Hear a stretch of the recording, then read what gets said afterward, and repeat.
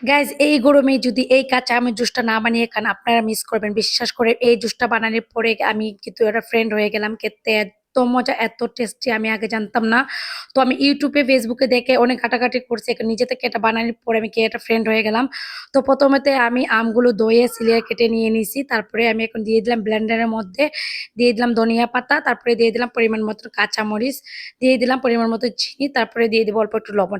বাইরে বা ইউটিউবে এত ঝামেলা দেখছি, এত কিছু দেখে ইচ্ছা হয় না কখনো বানায় খেতে। আজকে নিজে থেকে ট্রাই করছি, এটা খেয়ে এটা ফ্রেন্ড হয়ে গেলাম।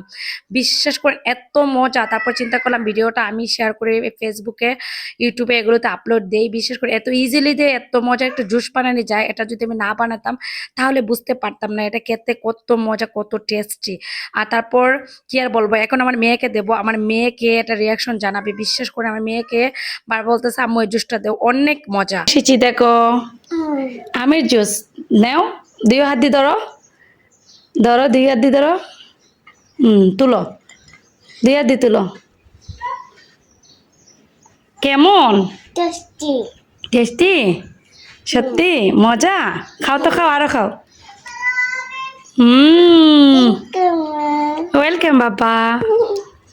তারপর আমার মেয়ে খাওয়ার পর আমি এটা টেস্ট করে দেখি অনেক মজা, অনেক টেস্টি। বিশেষ করে আপনারা এভাবে সহজভাবে আপনারা বাসায় বানিয়ে বাচ্চাদেরকে দেবেন, নিজেরা খাবেন, অনেক টেস্টি। সবাই ভালো থাকবেন।